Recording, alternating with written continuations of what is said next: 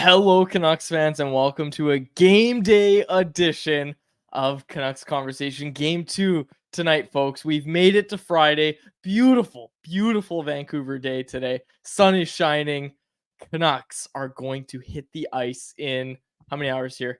5 hours? Yeah, 5 hours time. We're going to be watching a Canucks game. It is Canucks Conversation, and it is brought to you by the 2024 Toyota BZ4X. The BZ4X is Toyota's brand new all-electric SUV that is designed to go the distance for you and your family. The BZ4X is packed with Toyota's coolest tech, but it still has that trusty SUV feel you know and love. And even though it's electric, it's capable of effortlessly conquering any terrain.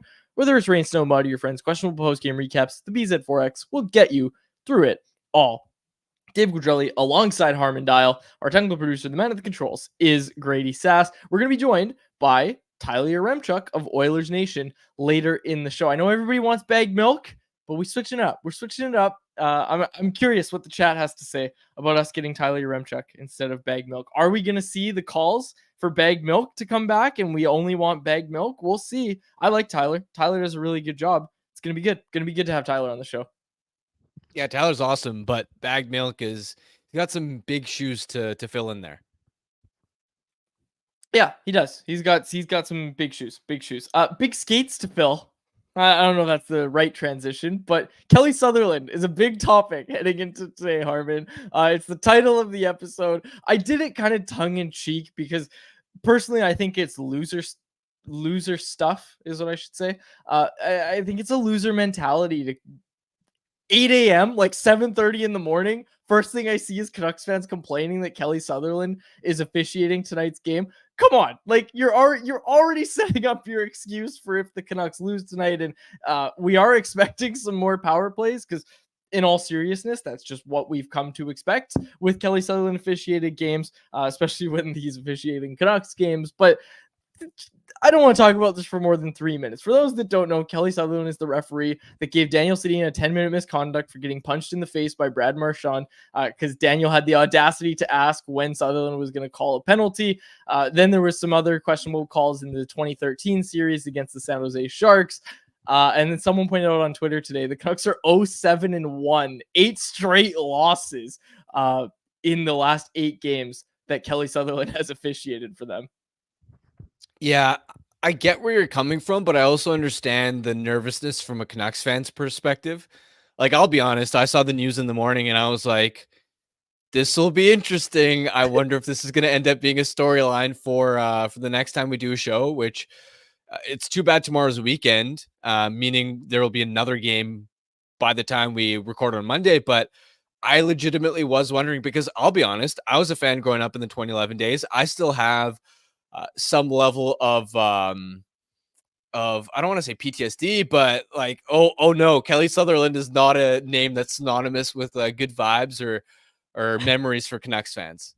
I was on Oilers Nation every day with Tyler. Tyler's going to join us in a matter of moments here. I was on Oilers Nation every day this morning with Tyler.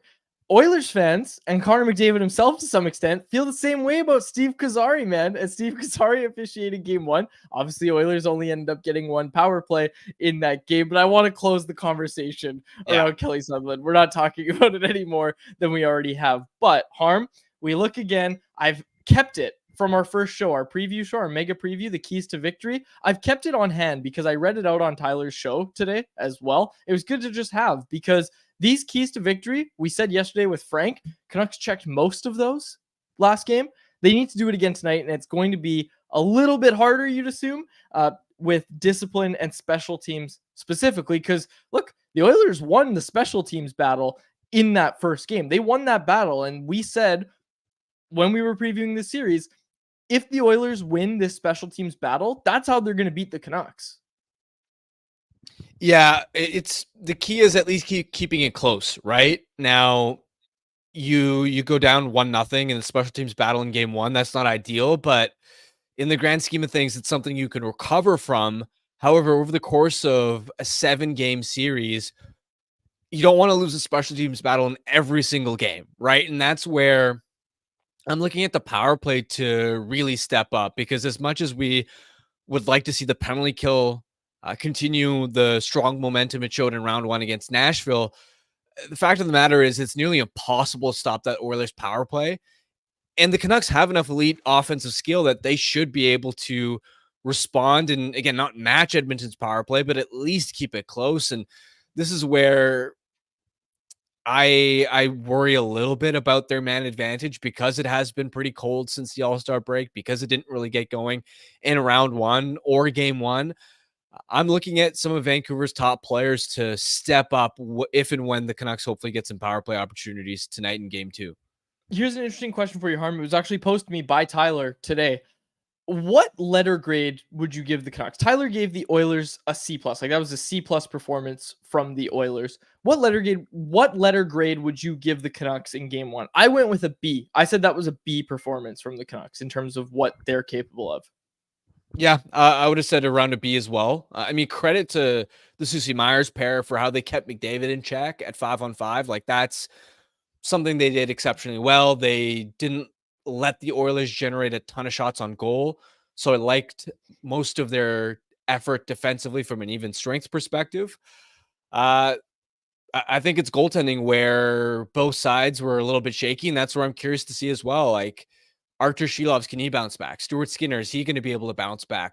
Through the regular season, Skinner's done a pretty good job of, hey, if I have a bad start, I'm going to come back and respond with a pretty solid effort, especially from mid-November onward. It didn't feel like he had two stinkers in a row, but we'll see. It's different. It's higher leverage. It's the playoffs. And when you look at the record of teams that win the first two games of a series, like, it shows you how high stakes of a game it is. And that's why the pressure is on the Oilers. Yeah, it's gonna be a great game. Looking forward to it tonight. Couple notes from the rink that we have to get to. Artur Shilovs starting in goal. He was out early. I think Jeff Patterson tweeted this out. He was out pretty early in practice. And then Woodley pointed out that Shilovs was working a lot on his post play and his exploding off the post with Ian Clark before morning skate today. And the idea of that is basically that first goal, that Hyman goal, the cross seam pass. Yeah, we keep talking about, yeah, well, Ian Cole should have blocked the pass. There could have been something differently in front of Shilovs. They're looking at that and saying, okay, Archers might have been able to save that if he was able to push off the post and if he was able to get there quickly. So they're working on that ahead of tonight's game. So I find that interesting. And I really expect Shilovs to lock in, because the parts of his game that were weak in game one are usually the parts that are pretty strong, right? It's that post play, it's rebound control, it's, being flushed to the ice when you drop into the butterfly, all that sort of stuff. I expect a better performance from Artur Shilovs tonight. The one thing, excuse me, the one thing I will say about Shilovs is, I kind of alluded to it yesterday when we were talking with Frank, that game 4 performance from Shilovs where it had to go to overtime. It was close. It could have gone either way. I look at that and compare that a lot to game 1, where I said, okay, Shilovs was fine in that game, but there was a conversation even with that win if they should have gone to DeSmith for game 5. Like, let's not forget that, right? And then Shilovs came in, played really well in game 5. Then he got game 6 as well. Obviously pitches the shutout in game 6. So I look at that one, game 1, kind of as a, one of those similar ones where it's an opportunity for Archers to bounce back. I'm expecting a bounce back performance from Shilovs tonight. I'll be honest, I would disagree there, in the sense that I still think his game 4 performance in Nashville was way better than game 1 in Edmonton. I think this is the shakiest we've seen him in a playoff start. And this isn't to say that I'm not confident he'll bounce back. I'm not trying to disagree with that portion of your argument. I think this is different, is the only point I'm trying to make. And moving side to side post play, that's going to be critical, because outside of just the Hyman goal, there were a few close calls where the Oilers just missed on getting some seam passes from one side of the ice to the other, where the Canucks couldn't clog the lane, and for whatever reason, the Oilers just couldn't capitalize. Edmonton's such a dangerous offensive team that even though the Canucks defend well, you can't expect to allow zero backdoor or crossing passes for the entire game. And that's where you hope Shilovs can hopefully bounce back. Yeah, hopefully he can lock in tonight. I'm looking for it. I'm looking for a bounce back performance, Harm. Okay, anything else you want to get to on the game? We can save some stuff for anyone else. We can save some stuff for Tyler, but I did want to get the vibe check via our poll question. Sure, let's go to the poll question. Okay, we'll do that. But before we do that, I always do this to myself. We got to get to our 4 wins light the lamp contest, brought to you by, you guessed it, 4 Wins Brewing.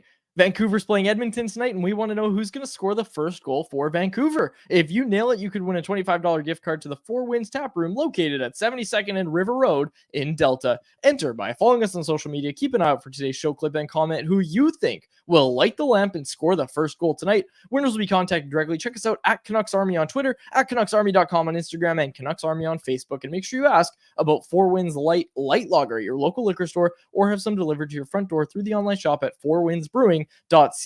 Little callback, Harm. I called Elias Lindholm in game 1. We didn't even talk about it. Oh, well. Oh, we lost Harmon's mic. Sometimes happens. Bag Milk's in the chat. Bag Milk is in our chat fighting with Canucks fans. I almost said other Canucks fans, but Bag Milk is certainly an Oilers fan. And a lot of mustache talk. I like it. A lot of people liking the mustache. It's starting to grow on me. I'll be honest with you. I've said that probably 5 times this week. We've had 5 shows this week. Am I back now? It is starting to grow on me. You are. Do you like the mustache yet, Harm? I don't know if I like it. I'm noticing it. Nice. Gotta ask you every day. Okay, let's get to our poll question, which is brought to you by our friends over at Mr. Lube. Time now for our poll question, brought to you by Mr. Lube. Pull it up, Grady. Let's see it. The poll question today, it's a simple one, folks. We're keeping it simple, as we like to do on this show.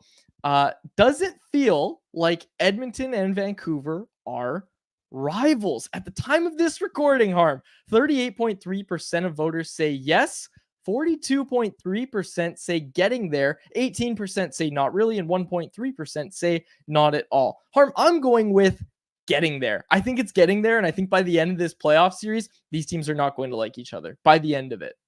Yeah, I mean, the fan bases already hate each other. I think we're waiting for a moment on the ice where the animosity starts to rise, and there are characters on both ends for that to happen, right? The Oilers have Evander Kane, they have Corey Perry, they have Darnell Nurse. And from a Canucks perspective, they have defensemen that aren't going to back down. Nikita Zadorov is going to play the game within the game. The Canucks like to sort of play a physical, gritty style. They're always sort of in and around the blue paint. I expect there at some point in the series to be fireworks. Fair enough. I like it. That was our poll question, brought to you by Mr. Lube. Need a tire change or tire service? Mr. Lube provides no appointment tire service and sales. Drop by anytime for tire rotation, tire repair, and balancing. Servicing all makes and models, including electric vehicles. Find them at one of their 16 locations in the Lower Mainland at mrlube.com. Okay, let's get to him. We've made him wait long enough.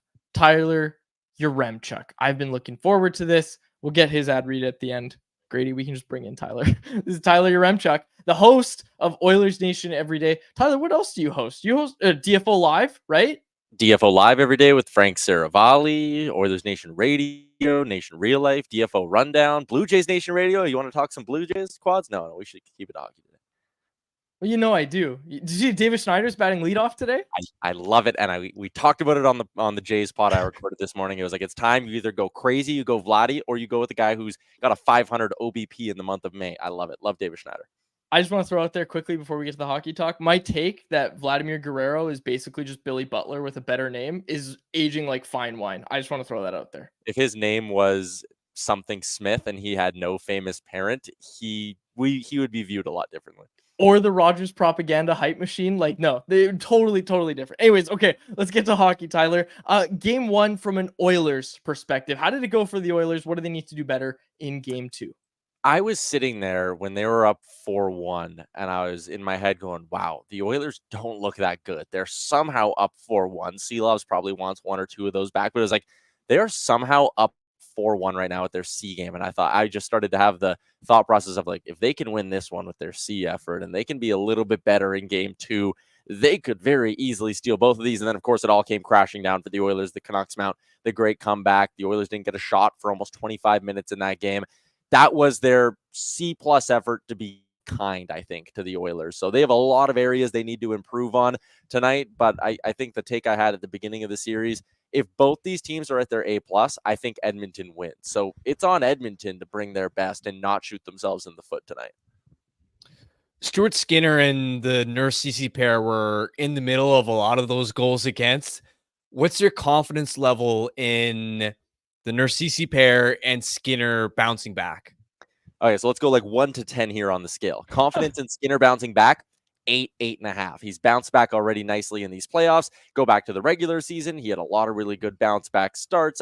He's a goalie, and one of the things I was most impressed with his step forward this year was the mental side of it. There were a lot of games even where Skinner would give up an early one and then just lights out the rest of the way and would pitch, basically a shutout minus the first goal, right? He'd give it up 5 minutes in. I loved his mental processing and the way he'd work through adversity. So it was weird to see him in this last game take the bad penalty and then just mentally spiral, give up the bad goal to Garland, give up the one to Miller that I actually think was pretty weak and should have been stopped. So I think he'll bounce back. He's bounced back a lot this year. Strong mental goalie. Nurse Cece, 1.5. Like, it's in that range. They stink. Cody Cece's not good. They were trying to upgrade on him at the deadline. They couldn't do it. They tried to make the deal for Tanev. Calgary said no, whatever the true story is there, whatever. It's been 3 playoff runs of Cody Cece not being good when it matters most. It's been 6 months or 4 months so far this season where Cody Cece and Darnell Nurse have not been good. They tried to go with Nurse Desharnais for a little bit in the regular season. Didn't really work out all that well. When they play Stetcher and play him with Nurse, the results actually get better than they are with Nurse and Cece, but for whatever reason, Jay Woodcroft was like this, and now Chris Knobloch is like this. They're stubborn. They're stubborn, and they will not move off of it, and I don't get it. And it's honestly, if you're to list the things that could sink the Oilers in this series, Nurse and Cece's at the top of the list. Tyler, you giving that Stetcher take sounds like every Canucks fan for every minute that Troy Stetcher was here. His results on the top pairing with Alex Edler were one of the only bright spots on such a weak team, and they never went to it unless someone was hurt ahead of them. Stetcher was phenomenal in his time in Vancouver. He was a great third pairing guy. He can play those top 4 minutes, and Harman and I were talking about this yesterday as well. Like, that's the move. You're struggling so much to move the puck out and to contend with the Canucks forecheck, which was all over the Oilers in game 1. Get Stetcher in there. He can move the puck. Like, he can do it. Give him the chance. Anyways, it's just funny hearing Oilers fans having the exact same take that all the Canucks fans had while Troy Stetcher was in Vancouver. Okay, Tyler, one thing I wanted to ask you about was this Leon Draisaitl injury here. Okay, so it's not equipment issues because he's a game time decision. So unless the chest protector is on its way out, it looks like something on his back. Like we heard him saying to the trainer, it's my back, but he didn't take any sort of punishment, it looked like. And I know it's a sensitive area and all that, but like, is this a pre-existing thing? What can you tell us about Leon's injury? No, he was healthy for the bulk of the regular season. So if it's a pre-existing thing, they've been keeping it from the public and from the media. Yeah, back thing, I guess. The fact he came out in the third period and looked fine, I think calms a lot of the nerves around Oilers Nation. And the other thing too is, remember a couple of years ago in that BOA, he was on one leg. He was playing through a high ankle sprain, and not only did he keep going out there night after night, but he was still really damn good in that series against the Calgary Flames. So there is this line of thinking that we know Leon Draisaitl can play through pain, and we know he can be effective when doing it. Backs can be touchy. That part does, I think, kind of make Oilers fans and Nation citizens a little bit nervous in that regard, but he came out, spoke to the media today, and was like laughing about it, kind of. So I was, again, maybe it's a homerish way to look at this, but I was almost sitting there going, I wonder if maybe the Oilers aren't playing up how bad this is to think they're gaining some sort of mental edge. Like, he was in front of the media laughing and joking about how it was a small incident, whatever. You don't send a guy out to talk to the media if he's not playing in the game that night, or if there really is something that deeply bad with him. So I'm not super worried about Draisaitl heading into game 2. I think he'll be fine. The Canucks did a pretty good job of limiting McDavid at 5-on-5 in game 1. What did you see from him in terms of maybe why he was quiet? And what is what's the key to getting him going in game 2? It's getting the puck on his stick early, I think, and that's what the Canucks did a really good job of. If you can just stay attached to McDavid at the hip and you don't let him gain speed through the neutral zone, that kills a lot of his chances. So I thought the Canucks did a really excellent job of that in game 1. You want to attack early. I think the longer Connor McDavid has the puck on his stick, and this will sound incredibly obvious, but the longer he has the puck on his stick, whether it's in the neutral zone or even in the offensive zone, you're just giving him more time to find that perfect seam somewhere that he's searching for. So I thought the Canucks did a good job getting on him early. I think the Oilers defensemen need to do a better job of putting the puck on his stick when they're coming out of the defensive zone and through the neutral zone. And it's just all about puck control for Connor McDavid and puck possession. That's when he thrives in the game. So if he can get that going tonight, and I think he will, he's a guy who, again, was only held without a shot twice in the regular season. Both games he bounced back with multi-point efforts. So he doesn't have back-to-back bad games all that often. And even against the Kings, when they kind of shut him down a little bit in game 2, and all the talk was about how they were zeroing in, basically 3 guys were swarming onto him at the top of the offensive zone when he was coming in off the rush. And what did he do? He adjusted going forward. The nenext game, the Oilers popped home 6 goals. So I think just having puck possession for McDavid's going to be big. And he's a guy who, like a chess game, he's seen the Canucks move now. I fully expect him to respond with his own tonight. What do you think the Canucks did well in that game? I know you touched on one right there, but like, what did the Canucks do well that didn't work out for the Oilers? Opportunistic. I think they smelt blood in the water a little bit there. And, like even the Zadorov goal, like, yeah, you got Edmonton reeling, hammer pucks on net. Like you could tell Stuart Skinner was rattled, and it just felt like Vancouver did a really good job in that game of when they got a little bit of momentum, they kind of perked up and they turned that little bit into a lot. So I give them full credit for the way that they even kept their foot down once they got the lead, right? It's not like the Oilers suddenly had this great pushback and started getting all these chances. Vancouver did a good job weathering the storm. So the shutting down of McDavid, absolutely massive. Opportunistic with your chances was huge. And the way that, again, they got the lead and didn't all of a sudden just sit back and go, okay, let's protect it. Let's play super defensive. They just kept going. And I think that frustrated the Oilers. What's the vibe check just overall in Edmonton right now? Because the Oilers are clearly in cup or bust mode. Losing to the Canucks in this series would be disastrous from their perspective. Of course, they haven't beat Vancouver yet this year, period. Game 1 meltdown. How much pressure is on them, and what's the sense around the fan base right now? Right now, I think the fan base is relatively calm. You look at last game and it's like, hey, if Stuart Skinner makes another save, if Ryan Nugent-Hopkins scores instead of hitting the post, like there were a couple different things that could have gone their way. And it was, okay, C+, C- effort, whatever you want to call it. 1 goal hockey game with blatant bad goals that your goalie gave up. And I know the flip side of that coin is obviously the Canucks didn't bring their A+, and Shilov's let in a couple of goals that he's going to want back as well. But I do think for the most part, to answer your question, Oilers fans are staying relatively calm right now. And the way I'll end this answer is by saying, if they lose tonight and are down 0-2, you're never in trouble till you lose on home ice, but panic will start to seep into the fans if they lose again tonight. Okay, that's interesting, because that was actually going to be my question, is what if, because like, I don't know. I don't know, actually. I don't know. I guess you know the fan base better than I do. I just, in my head, I'm like, if the Oilers go down 0-2, they're still heading back, and I guess you said it. You're only in trouble if you lose on home ice. I don't know. Your margin saw for error, though, Quads. If you're down 2-0, you have to win them both at home, or else you're probably cooked. So it's just the same thing with the Canes, right? It's like, okay, they were feeling kind of okay coming out of MSG. It's like, we played 2 tight games. We're down 2-0, but we haven't lost at home. Then you get a bad bounce in OT, and all of a sudden your back's against the wall. You're down 3-0, and like you're not pulling off a reverse sweep on the New York Rangers. So I think just the big thing for the Oilers tonight is you want to feel like you have control of this series coming back to home ice, and the only way to do that is to even it up and steal one in Vancouver. And Nick in our YouTube live chat bringing up a good point. It's probably going to be panic button for the Oilers, because that would be 6 straight losses for the Oilers to the Canucks this year. So it's an interesting thing to think about. Tyler, before we let you go, you've been in Vancouver for a couple days now. What do you think of the city? What have you gotten out to do? I saw you went to the Stanley Park pitch and putt. Yeah, so when we were in LA for round 1, there was a par 3 golf course we wanted to play, and Jay and I made a bet that the loser has to buy the other one a Dylan Holloway jersey, because at the time he was coming off his 2-goal game. So we finally made good on that bet yesterday, but I sadly lost, so I have to buy our boss a Dylan Holloway jersey, which is very, very sad for me. But the pitch and park was great. We went to, what was it called? Kitsilano Beach, I think. Yeah, that's what it was called. Yeah, that was fun. I just sat and like crushed beers, and we barbecued, and I love the ocean, so I love looking at the water and all that. That was a blast out there.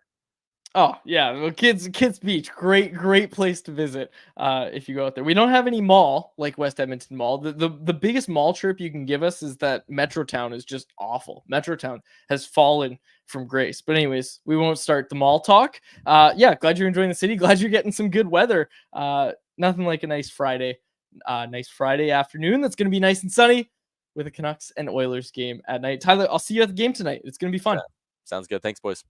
There he is, Tyler Yaremchuk, and he was brought to you fittingly by the Daily Faceoff Playoff Parlay Challenge. Get ready for that Daily Faceoff Playoff Parlay Challenge. Each game day, answer 4 questions. Pick the winning team, guess if points will be over or under, predict the first goal, and choose the highest scoring period. Daily winners snag gift cards while each round's champs pocket cash. Play now at games.dailyfaceoff.com and prove your puck prowess. It's fast, it's fun, and it's all about hockey. Okay, Harm, you want to get to anyone else?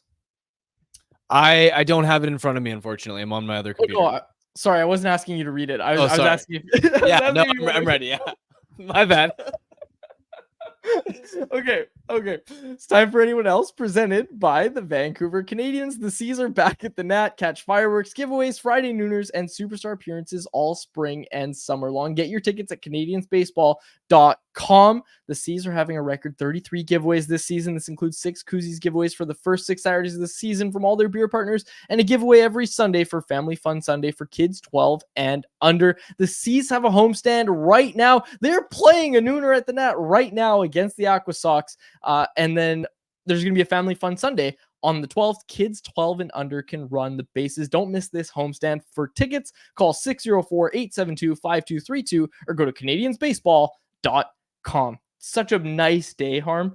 You're going to get out to the Nat if you can, folks. Go buy your tickets, CanadiansBaseball.com. Nothing like a sunny Vancouver afternoon where you head out to the Nat, or evening, like it's an evening game tomorrow, I think. No, it's a 1 p.m. start tomorrow, and then Sunday is also a nooner at the Nat. The evening games, I'm a sucker for those. You bring the blanket, right? So it starts warm, and then the sun goes down, and you got the blanket on. Oh, it's the best. It's the best. Go to CanadiansBaseball.com, get your tickets. You'll know exactly what we're talking about. Okay, some chirps going around in the chat. I see Bagged Milk is really in there. Bagged Milk's not happy that we didn't have him on the show, so I think he's taking it out on all of our listeners, Harm. What's he saying? Well, I mean, I think I read something where he said, I was expecting better chirps. No, he said, here it is. If I'm being honest, I expected higher caliber chirps in here. I feel like you can get more creative than recycling things Flames fans say, period. Sad, period. And people going at him. But this is the thing. The chirps all start and end with, oh, your name's Bagged Milk, or oh, you live in Edmonton. Come on, we can do better than that, folks. We can do better. I'm gonna cook up some chirps for Bagged Milk next time he comes on the show. Okay, Harm, let's get to anyone else. And again, I don't know if it's something with the playoffs. Nobody's got anyone else's today. Everybody's talking about my mustache. Everybody's fighting with Bagged Milk. Nobody's got anyone else's today. Like none. Am I seeing this right? That we have no anyone else's in the chat? Just chirps, mustache talk. Nar wanted us to know he's going into the bush to go meet Chipmunk that he befriended last summer. Yeah, no anyone else's. This is crazy. We have a lot of listeners, a lot of interaction in the YouTube live chat, but 0 anyone else's. Oh no, here's one. Oh, it's not even a real one. It was for Tyler, and it's from Conversation. Where does Draisaitl get traded to after the Oilers get swept? Oh, geez. Okay. Get your anyone else's in, folks. Some real ones, if we might ask for some. I've got one. Oh, here we go. Yeah. The Oilers will have a 2022 Flames tier collapse if the Canucks beat them, especially if they do it handedly. Just as Gaudreau and Tkachuk dip, McDavid and Draisaitl are gone within a year. Don't know about that per se, but I do understand what Tyler was saying when it came to if they go down by 2 in this series, the pressure is on Edmonton. Yeah, no doubt. Again, the Canucks are playing with house money at this point, and this is why I was saying earlier on that you've got to lean into the underdog role and understand that there are going to be times in the series, times in a game where you want to try and harness that that against them, right?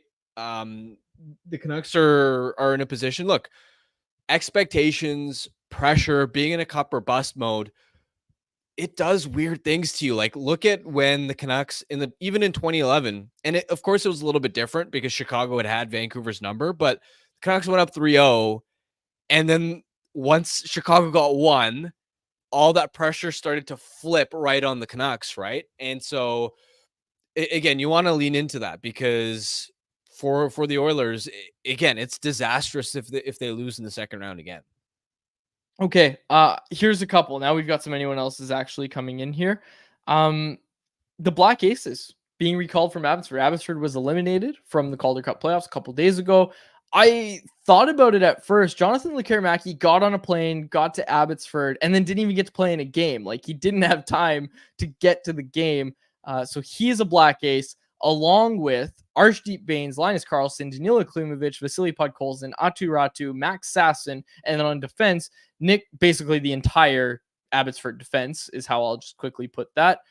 No Akito Hirose, actually, which is interesting because he had a pretty good playoff there. But Nick Cicek, Matt Irwin, Cole McWard, Elias Pettersson, Christian Wolanin, and then goaltender Zach Sawchenko. They all got recalled from Abbotsford earlier today. That was actually like right before we went live on the show. Nothing there, just Black Aces. You hope that none of them have to get into a game. That's what you're always hoping when you have the Black Aces. But hey, depending how long your playoff run goes, they might get into a game. And obviously you're hoping that it is a long playoff run. Okay, Carm, this one's for you. Jeremy Lee, what should the game plan be for game number 2 for the Canucks? I don't think you really need to change much, right? It's sticking to what's made you successful throughout the entire regular season and to this point in the playoffs, which is you got to stay connected. You got to make sure that your forecheck is aggressive, that it's hounding the Oilers. You look at a couple of the goals that the Canucks scored, and it started with the Oilers being unable to get the puck out of their defensive zone, being unable to get it clear. And it wasn't just the defenseman. It was the pressure that the pinching defenseman applied to the wingers as well. Like, you look at Lindholm's goal, for example, to make it 4-2, really sparked the comeback. It started with Susie. Well, first CC couldn't make a breakout pass, and part of the issue was that Evander Kane was slow coming back into the defensive zone, which gave that Canucks third line a chance to jump the passing lane when CC tried to go up the wall. But even beyond that, as the puck sort of rimmed around to the other side, Hyman had a play to an opportunity to get it out of the zone, but Susie pinched up aggressively, took that play away, and now all of a sudden the Canucks were able to control it down low. So again, the foundation of the Canucks game plan, their even strength success, starts with their effectiveness on the forecheck and being connected as a 5-man unit. You can't have any lapses. If, for example, one guy is applying pressure and then the second guy is like a fraction of a second too late, you can't afford any of that. So it's just executing in that department, making sure that you're breaking the puck out clean, making sure that you're more careful in holding on to the puck and not turning it over. I think the Canucks in the first several minutes were a little bit sloppy with that. Ian Cole, for example, on the Matthias Ekholm goal that the Oilers scored on. Even Joshua early in the game turned the puck over at the offensive blue line to McDavid, and it's one of the only times that he had an offensive zone entry. So it's just a lot of those details, a lot of those structural habits, the staples, as Rick Tocchet would call it. And that's what gives me confidence that they can stick to that even strength game plan. Is all you've got to do is continue what you've executed on through the entire regular season. It's not like you got to make some dramatic changes. Yeah. I do want to push back on one thing that Tyler said earlier. The idea that Leon Draisaitl was fine in the third period, he, at least to me, it really looked like he was avoiding contact. He did not look fine in that third period. Like, he looked like he was trying to stay away from everybody and just get open for a shot, really. Like, that was all he was really out there to do. I don't know, honestly, about Leon Draisaitl, because the one thing I forgot to ask Tyler was Adam Henrique. Adam Henrique is going to take warm-up tonight. This is from Chris Knoblaw. Him and Draisaitl are both going to take warm-up, but Sam Carrick is also going to be out in case one of them or both of them can't go. I don't know exactly. Like, I would expect one of them's going to play, but man, Draisaitl did media avail, so he might play. Like, that's a kind of a tell there, but I would be stunned if he's not completely abused at every chance the Canucks get. They're just going to be, initiating contact. Really, it doesn't have to be dirty. It's literally just, okay, we know your back hurts. That's all it is. He's absolutely one of the biggest X factors, because you're right. I agree with you. I don't think he looked anywhere near himself when he did return in that game. But Tyler's also right in that you go back to that Battle of Alberta 2 years ago. He was playing on a high ankle sprain. Guy could barely move, and he was still averaging like 2 points per game. Like, yeah. Draisaitl's performance with that high ankle sprain is legitimately one of the most impressive things I've ever seen in playoff hockey in my time following the sport. Like, he found a way to adapt given his restrained mobility, the vision that he had, the playmaking. He couldn't get to certain spots on the ice, and yet it didn't seem to matter because his IQ was just off the charts, and the Flames didn't really have an answer. And keep in mind that that's a Flames team that defended pretty well, that had good structure under Daryl Sutter, and yet Draisaitl continued carving them. So we'll see, right? We've seen both ends of the spectrum, where in the third period he really struggled, and we've also seen him in a previous playoff run, obviously different injury, but battling through a severe injury and still dominating. I'm really curious how this game's going tonight, Harm. Our Bet365 bet of the day, I'm taking Canucks money line. I'm taking it. I really see a path where the Oilers even up the series tonight. And hey, like, it's not a knock on the Canucks. The Oilers are going to come out and be gunning. Like, the Canucks have to have their A game for sure tonight. I don't know if the Oilers are going to go down 2-0 in this series. I really don't. Yeah, I definitely get where you're coming from there. And we'll see too. I think Edmonton's top line needs to make adjustments, right? Matthias Janmark is, like, as we discussed, keeping McDavid in check. I think Janmark being useless on that line, being an anchor, was definitely part of the story. Like, Janmark has speed, and that's it. He's like their Ilya Mikheyev, you know what I mean? Like, Janmark belongs on a fourth line. Obviously, with Henrique's injury, they needed to promote somebody up the lineup. I think based off Daily Faceoff's projected lines, it sounds like Warren Foegele is going to get an opportunity there now, which I think is a necessary adjustment. Foegele was in the regular season sort of like their Nils Höglander, right? Among the NHL's leader in 5-on-5 goals. He has speed. He has forechecking. He's, in my opinion, a much better upgrade there than Janmark. And so we'll see, right? With another threat, what does that do for McDavid in that line? Because they need to produce more 5-on-5 than what they managed against Susie Myers in the Miller line in game one. Okay, we're going to close out anyone else on this one from Oz Nuck. Who is public enemy number one on the opposing team for both Edmonton and Vancouver? I don't know if the Canucks have a public enemy number one in the series yet. I would say for the Oilers, it's probably Darnell Nurse himself on their side. But in all seriousness, I don't know, maybe Nikita Zadorov for the Oilers when you look at the Canucks. But even then, like, Oilers fans have no problem with Zadorov because they torched him in the last battle of Alberta, right? Yeah. So in fairness, I think Zadorov 2 or 3 days ago when the Canucks were practicing out at UBC was referring to the last battle of Alberta. He seemed to insinuate that he was playing hurt in that series 2 years ago. So maybe that goes into it, but Oilers fans aren't really scared of Zadorov just because, like, even though he's been a beast in these playoffs, they still think of the Zadorov from 2 years ago that I've seen a couple of the clips. Wasn't good. I also think this goes back to our poll question a little bit, where it's just you need more of the series to play out for questions like that to have a clear-cut answer, right?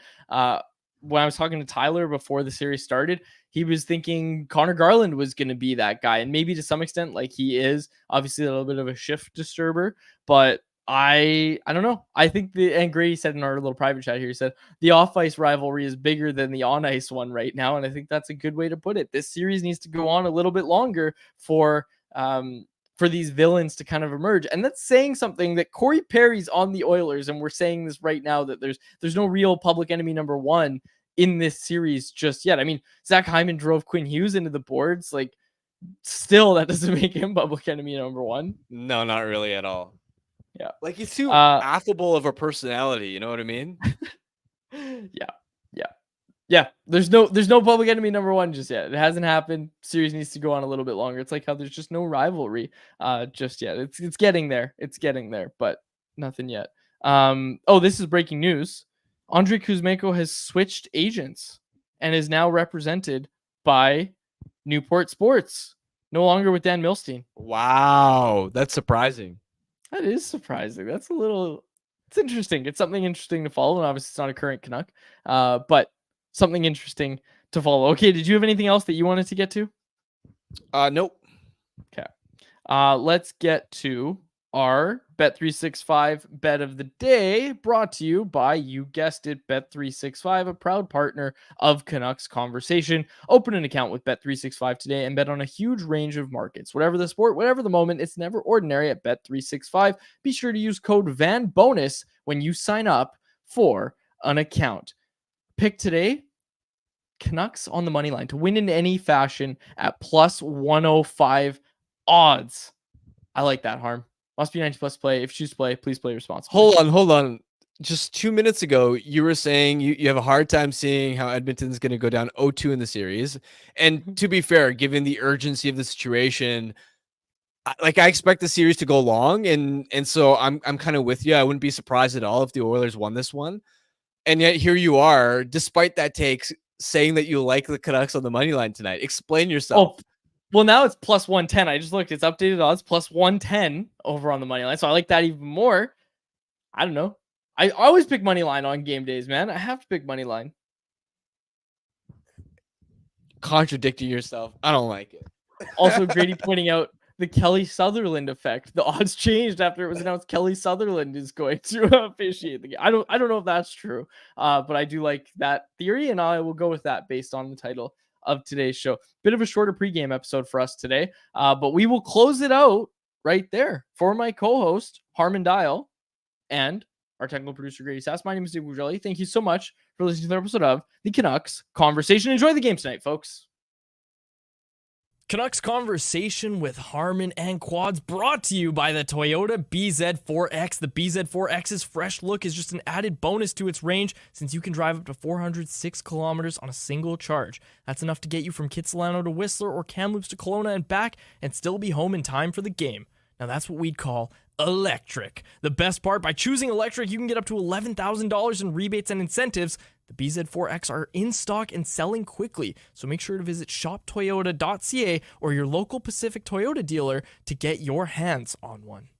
Canucks Conversation is live Monday through Friday, every weekday at 2 p.m. over on the Canucks Army YouTube channel. Make sure you like, subscribe, and interact in the YouTube live chat every day with us, folks.